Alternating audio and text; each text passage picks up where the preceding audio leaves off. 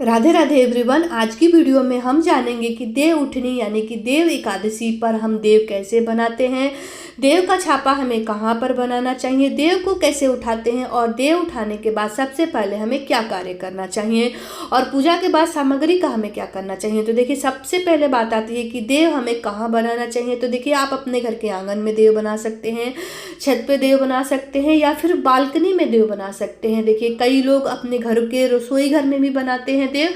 तो हो सके तो अगर नॉनवेज नहीं बनता है तो ये आप अपने घर के रसोई में भी देव बना सकते हैं। कोई भी आप एक ऐसा साफ सुथरा जगह चुनिए जहाँ पे लोगों का, घर वालों का आना जाना कम हो और कोई मतलब अच्छा सा शांत जगह जहाँ पे पूरी पूजा की प्रक्रिया चलती रहे। उसके बाद देखिए, कोई भी साफ सुथरा हम इस तरह से गंगा जल का छिड़काव करते हुए अच्छे से साफ सफाई कर लेंगे। देखिए, यहाँ पे मैं एक अलग जगह बना रही हूँ दीवार के सहारे। आप चाहें तो दीवार पे बना सकते हैं, आप चाहें तो जमीन पे डायरेक्ट बना सकते हैं। देखिए, इस तरीके से अच्छे से साफ सफाई करने के बाद हम ले लेंगे गेरू, जिसको हम लाल मिट्टी बोलते हैं, कहीं पे लाल ईंट भी उसको बोला जाता है। तो इस तरीके से जब आपको ये पूजा आपको 3 से 2 बजे के या 2 या 3 बजे के बीच में शुरू कर देनी है, 4 बजे तक आपको ये प्रक्रिया चालू कर देनी है। तो इस तरीके से देखिए, लाल मिट्टी ले लेंगे, उसको अच्छे से 10-15 मिनट पहले हम भिगो लेंगे। भिगोने के बाद आपको ऐसे स्मूथ सा एक पेस्ट बन जाएगा। उसके बाद देखिए, यहाँ पे हम चकोर बॉक्स बनाएंगे।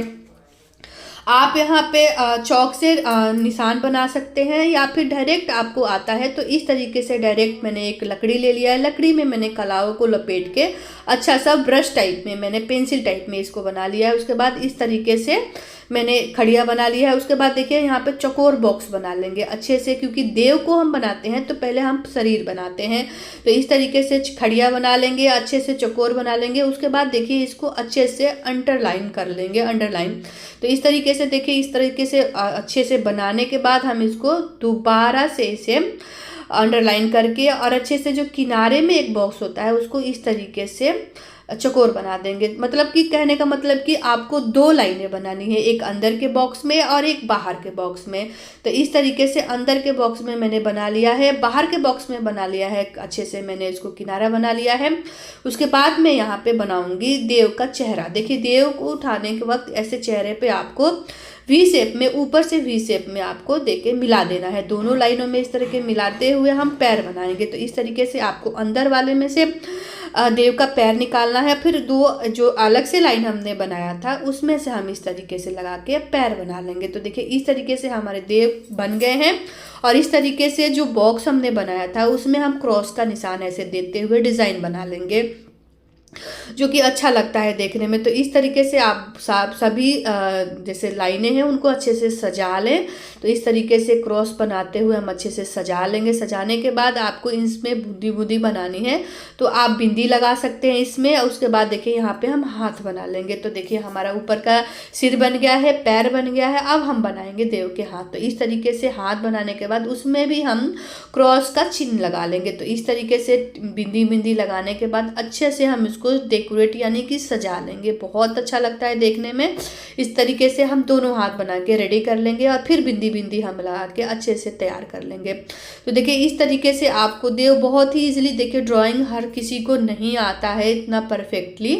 तो इस तरीके से देखिए, आंखें बना दिया, नाक बना दिया, यहाँ पे मैंने मुंह बना दिया, यहाँ पे मैंने इनका मुकुट बना दिया। इनको ऐसे सजा दिया, चारों कोनों पे सजा देंगे, थोड़ा थोड़ा हम डिज़ाइन बना देंगे। तो इस तरीके से हम थोड़ा थोड़ा डिज़ाइन बना देंगे। तो इस तरीके से आप बना लीजिएगा। देखिए, जैसे आपको आता है ना वैसे ही बनाइएगा। तो इस तरीके से हम 2 क्रॉस का निशान लगाते हुए देव को बनाएंगे। तो इस तरीके से मैंने 2 क्रॉस लगाया, ऊपर से बंद कर दिया, नीचे से बंद कर दिया, थोड़ा सा ऊपर से मैंने टोपी, उनको मुकुट पहना दिया, हाथ और दोनों हाथ को मैंने एक ऊपर एक नीचे, 2 पैर बना दिए, आँख नाक मुंह बना देंगे यहाँ पे। तो ये हमारे देव बन जाएंगे। इसी तरीके से आपको यहाँ पे स्वास्तिक, जो शुद्धता का निशानी है, जो स्वास्तिक हमारा शुभ होता है शादी ब्याहों में, हर एक जगह पे शादी में जैसे मांगलिक कार्य होते हैं तो वहाँ पे स्वास्तिक बनाया जाता है। इस तरीके से आप सीढ़ियाँ बना लीजिएगा, जीना 5 जीना बनाइएगा, जो कि ये माना जाता है कि आगे जाने का ये प्रतीक होता है, हमारे सिर्फ ऊपर चढ़ने का प्रतीक माना जाता है। इस तरीके से आपको देखिए, तुलसी जी बनाना है। ठीक देव जी के पास ही आपको तुलसी का पौधा बना देना है। छोटी छोटी पत्तियाँ हो, बड़े बड़े पत्ते हो, तो गमला बनाना है, उसमें तुलसी जी का आह्वान लेके उसमें तुलसी जी के पत्ते बना देने। उसके बाद आपको यहीं पे केले का पेड़ बनाना है। देखिए कहीं भी जैसे केले का पेड़ को आपको श्री हरि विष्णु जी का प्रतीक माना जाता है, तो इसलिए श्री हरि विष्णु जी के लिए तुलसी माता के पास ही उनको विराजमान करना चाहिए। तो मोटे मोटे पत्ते इस तरीके से आप बना लेंगे, बहुत ही अच्छे से आकृति आती है तो आप बना लीजिए। उसके बाद देखिए श्री माता जी की जैसे विष्णु जी के श्री हरि विष्णु जी के साथ लक्ष्मी माता का भी पूजन होता है, उसी प्रकार ठीक उसी प्रकार यहाँ पे हम अष्टदल कमल यानी कि कमल बना लेंगे। अष्टदल कमल भी यहाँ पे बना सकते हैं, कमल नहीं आता है तो यहाँ पे मैंने कमल का फूल बना लिया है जो कि लक्ष्मी माता का प्रतीक माना है हमने। उसके बाद हम यहाँ पे बनाएंगे, जैसे मान लीजिए क्रॉस करके यहाँ पे हम घर में आपके जितने जेंट्स है, बड़े छोटे जितने भी जेंट्स है, तो आप यहाँ पे उनके नाम का देव बना सकते हैं। तो देखिए यहाँ पे मेरे हस्बैंड है, 2 बच्चे हैं, मतलब कि 3 जेंट्स है मेरे यहाँ, तो मैं यहाँ पे 3 देव बनाऊंगी। इस तरीके से छोटे बड़े आपको अच्छे से बना लेने हैं, जैसे भी आपको आता है इस तरीके से हम अपने घर के जितने जेंट्स हैं ना उतने बना लेंगे। इसी तरह इसमें हम गाय का खूर यानी कि पैर बना लेंगे। तो इस तरीके से गाय का खूर, बछड़े का खूर हम बना लेंगे। उसके बाद हम यहाँ पे देखिए इस तरीके से जो हमारे आने वाली पीढ़ी है उनके नाम की हम यहाँ पे अलग से देव बनाएंगे। तो जो हमारी आने वाली पीढ़ी है, क्योंकि हर कोई चाहता है कि उसकी पीढ़ी आगे बढ़ती रहे, इस तरीके से देखिए हम चांद बना लेंगे, सूरज बना लेंगे। एक तरफ से सूरज हो गए हमारे, एक तरफ से चांद बन गया। यहाँ पे श्री लिख देंगे, श्री भी बहुत ही शुद्ध होता है, शुभ होता है। उसके बाद शुभ लाभ लिख लेंगे यहाँ पे, क्योंकि शादी ब्याहों में जब देव बनाते हैं तो वहाँ पे शुभ लाभ लिखा जाता है। शुभ लाभ लिखने से बहुत ही अच्छा माना जाता है। इस तरीके से शुभ लाभ लिखने के बाद हम यहाँ पे अच्छे से यहाँ पे हम जीवन चक्र बनाएंगे। तो देखिए इस तरीके से आपको राउंड राउंड लेके जीवन चक्र बनाना होता है यहाँ पे, जिसे हम जीवन रेखा बोलते हैं। तो इस तरीके से आपको 7 लाइनें ड्रॉ करनी है।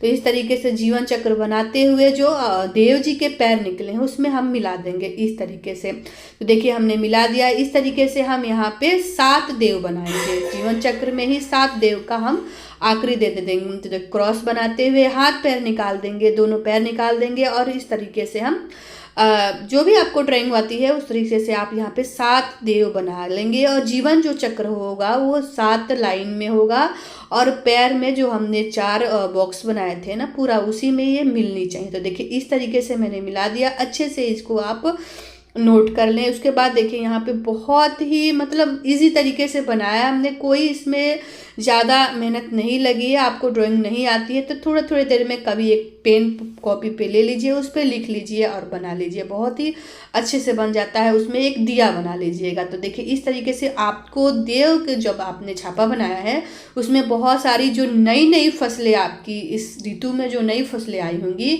उनका हम यहाँ पे पूजन करेंगे। तो देखिए यहाँ पे फल ले लिया है मैंने, गेहूं ले लिया है, गेहूं हो नहीं है तो बाजरा भी ले सकते हैं। कुल्हड़ में मैंने थोड़ा सा जल ले लिया है और घी को मैंने पिघला के यहाँ पे एक दिया बना लिया है। इस तरीके से शकरकंद ले लेंगे जो कि इसी मौसम में फल आते हैं ना, तो शकरकंद ले लेंगे हम यहाँ पे, आंवला ले लेंगे, नींबू ले लेंगे क्योंकि नींबू भी कुछ नींबू होते हैं वो इसी मंथ में आते हैं। तो इस तरह से हम मूली ले लेंगे। देखिए मूली का भी यही सीजन है। तो इस तरीके से आप पत्तेदार हरी पत्तेदार मूली ले लीजिएगा। इसमें बहुत ज़रूरी मूली होता है। इसमें सिंघाड़े ले लीजिएगा, 5 मैंने यहाँ पे सिंघाड़े ले लिए। फल जो भी आपके पास है तो फल ले लीजिए। नींबू ले लिया है मैंने यहाँ पे, जो भी मतलब कहने का मतलब कि जो आपका फल सामर्थ्य है तो 2, 3, 5 रंग के फल ले लीजिएगा यहाँ पे। उसके बाद देखिए यहाँ पे हम कुछ दक्षिणा रख देंगे। दक्षिणा का बाद में क्या करेंगे ये हम आपको बाद में बताएंगे। ये पूजा आपको शाम के समय करनी है, जब सब लोग घर में आ जाने से पहले आपको 3 से 4 बजे ये प्रक्रिया चालू कर देनी है। गन्ना आपको जरूर लेना है क्योंकि इस एकादशी में गन्ने का बहुत मुख्य रोल है। उसके बाद देखिए यहाँ पे हम रुई कॉटन ले लेंगे। यहाँ पे कॉटन बहुत, क्योंकि कपास की खेती होती है इसी मंथ, तो इसमें कपास भी ले लेंगे। गेहूँ ले लेंगे हम, गेहूँ नहीं है तो बाजरा ले लेंगे। चावल का उपयोग नहीं होता है, ध्यान रखिएगा। उसके बाद कुछ भी आपको मीठा ले लेना है। मीठे में मिश्री, बताशे, बाजार से मिठाइयाँ हो गई। इस तरीके से देखिए कुल्हड़ में हम जल रख रख लेंगे, क्योंकि कोई भी सो के उठता है तो उसे प्यास बहुत लगती है। तो इस तरीके से आप प्यास बुझाने के लिए कुल्हड़ में जल रख दीजिएगा और घी का दीपक या फिर तिल का दीपक यहाँ में मिट्टी में जला के भर के रख दीजिएगा। ये प्रक्रिया आपको शाम को संध्या काल में करके और इस तरीके से आपको ढक देना है। अगर आपके पास बांस की टोकरी है तो बांस की टोकरी से ढक दीजिएगा, और अगर थाली है तो देखिए यहाँ पे पीतल की थाली से ढक सकते हैं, आप नॉर्मल थाली से ढक सकते हैं। जो भी शुद्ध सात्विक भोजन आपके किचन में बनता हो, बर्तन आपका नॉनवेज में नहीं लगा हो, वो आप साफ़ सुथरी थाली लेते हुए उस पर स्वास्तिक बना लीजिएगा। स्वास्तिक आपके ऊपर है, बनाना चाहें तो बना लीजिएगा। मैंने यहाँ पे स्वास्तिक बना लिया है, जो शुद्ध का प्रमाण होता है। स्वास्तिक बनाने के बाद आपको इसको ऐसे ही ढक के रख देना है। जब रात्रि का पहर आता है, जब घर के सभी सदस्य घर में हो, तो अपने घर के सभी लोगों को इकट्ठा करके हाथ जोड़ के यहाँ पे हम आग्रह करेंगे कि हे देव उठिए, आपको उठने का समय हो गया है। उसके बाद इस तरीके से थाली जो हमने परात में से ढका था थोड़ा सा उठा लेंगे, शंख और घंटी बजाते हुए यहाँ पे हम दीपक प्रज्वलित करेंगे। घर के सभी सदस्य घर में होने चाहिए। इस तरीके से थोड़ा सा हम निकाल के यहाँ पे दीपक प्रज्वलित करेंगे। उसके बाद हम यहाँ पे गीत गाएंगे। उठो देव बैठो देव, उंगलियां चटकाओ देव, कुमार इनके ब्याहो करो, ब्याहो इनको गौनो करो, कोरा कलश मीठा पानी, उठो देव पियो पानी, पानी तुलसी के दर्शन कराए, देव घी के दीप जलाए, तुमको चंदन लगाए, देव तुम पर फूल चढ़ाए दे। और देखिए अपना अपना गोत्र यहाँ पे नाम ले लीजिएगा, अपना सरनेम ले लिए। जैसे कि हम शर्मा हैं तो देखो बोलेंगे जागो शर्मा के देव, जागो शर्माओं के देव। और देखिए यहाँ पर हमने दीपक जो जलाया था पूरा थाल, इसके बाद हम उठाना है और गीत यहाँ पे अपने बच्चों का नाम ले सकते हैं। आप अपने गोत्र के, आप अपने घर के सभी सदस्यों का नाम लेते हुए यहाँ पे हम थाली को उठाते हुए कहेंगे कि हे नाथ, हे श्री हरि विष्णु जी, आप उठिए और जागिए, हे नाथ जागिए और अपने नेत्र खुलिए और इस सृष्टि का भार संचार अपने आप संभालिए। इस तरीके से देखिए मंजरी से जो होता है ना, आप यहाँ पे देव जी को हटा के थोड़ा सा देव जी को मतलब यहाँ पे जो हमने सामग्री रखी थी थोड़ा सा हटा लेंगे यहाँ पे, और तुलसी महारानी का यहाँ पे हम सर्वप्रथम दर्शन कराएंगे। यहाँ पे देखिए कभी भी देव जब जागते हैं तो तुलसी महारानी का दर्शन करते हैं। तो इस तरीके से तुलसी महारानी का आपको दर्शन यहाँ पे गमला है या फिर तुलसी मंजरी के साथ आपको दर्शन जरूर से जरूर कराने चाहिए। देखिए कहा जाता है कि जब 4 महीने की योग निद्रा से हमारे श्री हरि विष्णु जागते हैं तो श्री मतलब कहने का मतलब कि डायरेक्ट उनको तुलसी महारानी का दर्शन कराना बहुत ही जरूरी माना जाता है। उसके बाद जो भी आपने दीपक जलाए थे धूप दीप दिखा के इस तरीके से आपको आरती कर लेनी है। आरती करने के बाद 5 या 7 बार इस तरीके से घुमा लीजिएगा, आरती कर लीजिएगा। उसके बाद रात्रि भर आपको ये सारी सामग्रियाँ यहीं पे छोड़ देनी है। कहीं कहीं पे इसको सुबह में उठाया जाता है, कहीं पे रात्रि में उठाया जाता है, पर आपको ये सुबह में सारी सामग्रियाँ उठानी है। कहने का मतलब कि जो भी आपने सब्जियाँ यहाँ पे ऋतु फल दिए हैं वो पूरे घर में प्रसाद के तौर पे बांट दीजिएगा। जो सब्जी है शुद्ध सात्विक भोजन बना के सब्जी का उपयोग कर लीजिएगा। गन्ना आप अपने घर में सभी को दे दीजिएगा। और कुल्हड़ में जो आपने जल रखा है वो पौधों में सींच दीजिएगा। गेहूं जो आपने रखा है वो आप अपने पौधों में डाल सकते हैं, नहीं तो जहाँ से आपने गेहूं लिया है उसमें रख सकते हैं। मिठाइयाँ घर में सभी को बांट सकते हैं। जो सब्जी आपने रखा है वो सभी सब्जी शुद्ध सात्विक भोजन करते हुए आप बना सकते हैं। कॉटन रखे हैं वो शाम को दिया बाती करने में उपयोग कर सकते हैं। और ये सुबह के समय आपको गीला कपड़ा करके अच्छे से पोंछ लेना है। देखिए डायरेक्ट आपको झाड़ू पोछा नहीं लगाना है। आई होप आपको मेरी वीडियो पसंद आई होगी। वीडियो को लाइक दीजिएगा। चैनल पर नए हैं तो चैनल को सब्सक्राइब, कमेंट बॉक्स में राधे राधे जरूर लिखिएगा। राधे राधे।